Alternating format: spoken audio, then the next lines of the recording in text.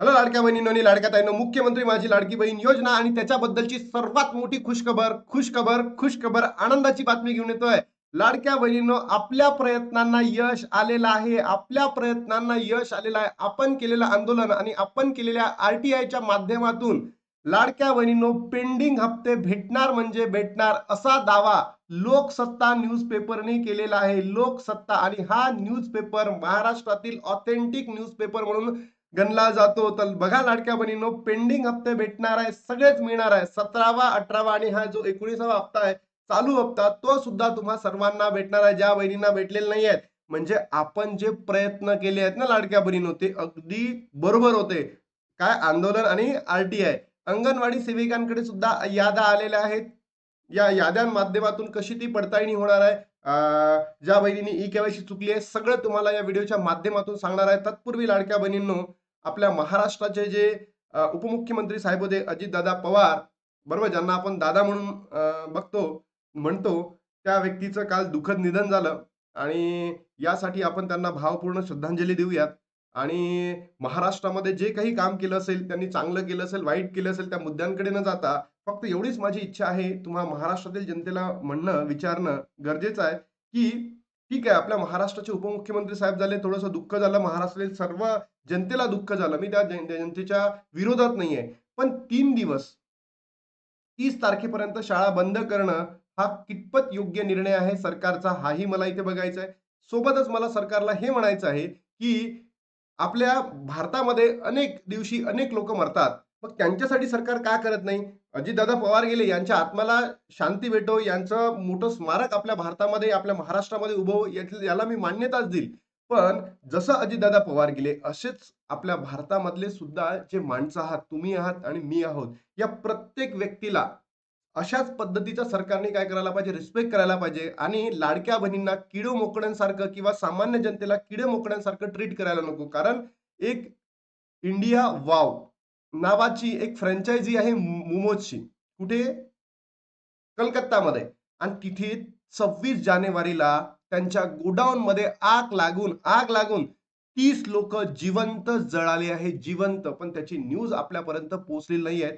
तर ही शोकांतिका आहे की नाही, की सामान्य माणूस म्हणजे काय, किडे-मोकाड्यासारखा मेला तरी चालेल, त्यांच्या दगडाखाली, पायाखाली येऊन मेला तरी चालेल. पण जे मोठे माणसं आहेत, ज्यांचं नाव झालेलं आहे, ते मेले. तर तुम्ही महाराष्ट्रामध्ये 3 दिवस शाळा बंद ठेवता, 3 दिवस शोकाकुळ तुम्ही मनवता. मान्य आहे, तुम्ही काम केलं असेल, सगळंच केलं असेल, सगळंच मान्य आहे.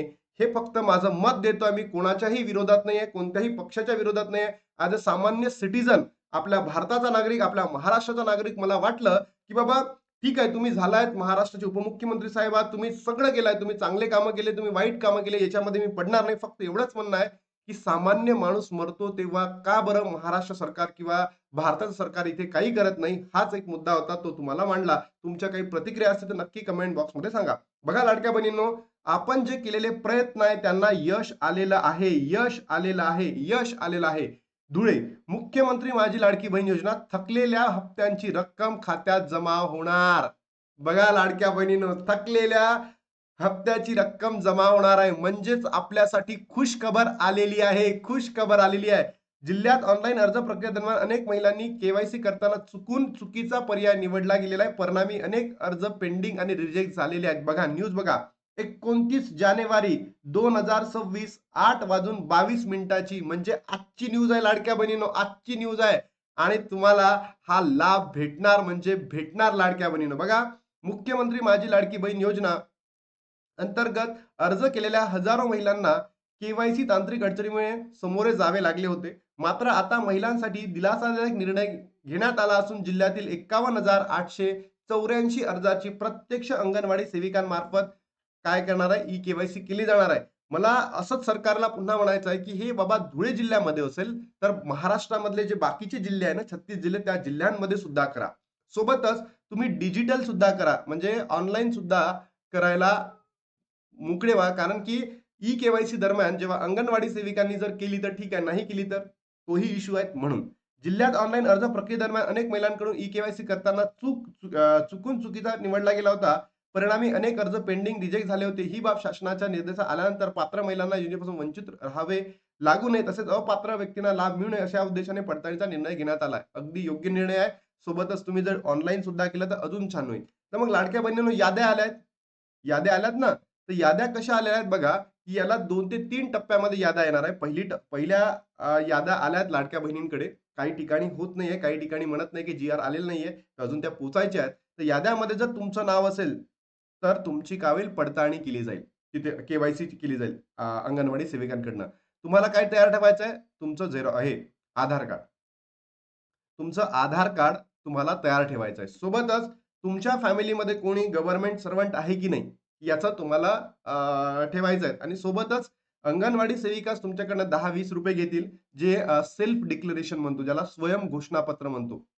हे सुद्धा लागणार आहे. स्वयं घोषणापत्र, सोबतच तुमचं आधार कार्ड आणि तुमच्या फॅमिलीमध्ये कोणीही जॉब करत नाहीये याचा एक पुरावा. तो पुरावा तुम्ही कोणताही सादर करू शकता. It doesn't matter.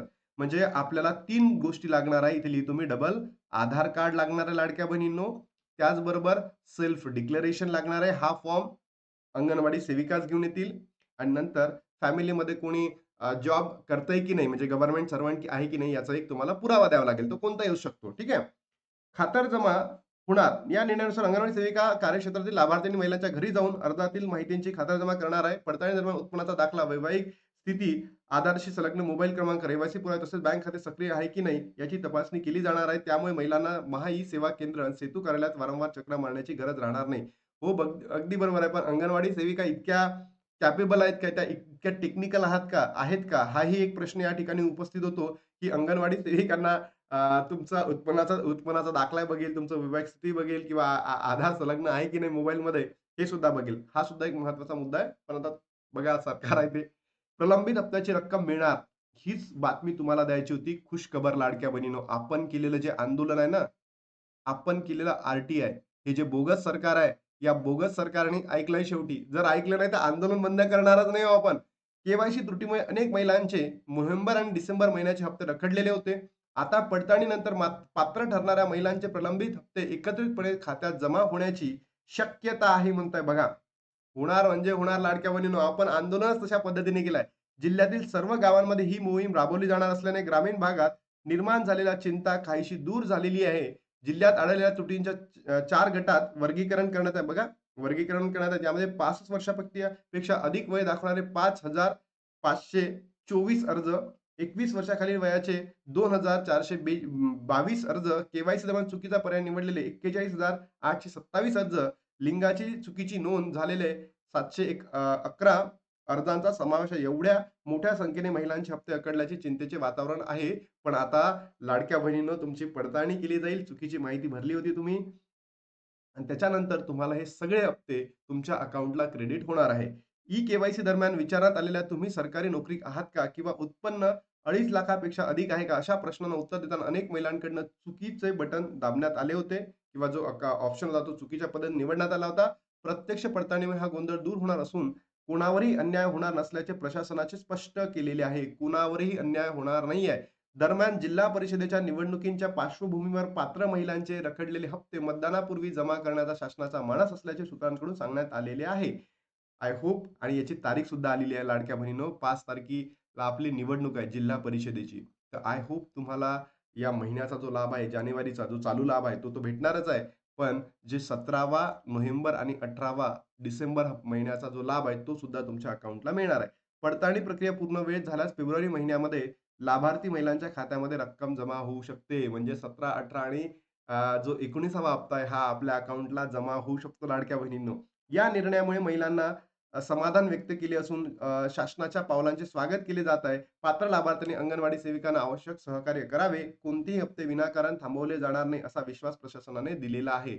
पण इथे मला एवढंच म्हणायचं आहे, की सरकारवर जोपर्यंत पैसे जमा होत नाही आपल्या अकाउंटला, तोपर्यंत आपण सरकारवर विश्वास डोळे झाकून करू शकत नाही. कारण हे सरकार बोगस आहे. नालायक आहे. महानालायक सरकार आहे. ढोंगी सरकार आहे. बोगस आहे.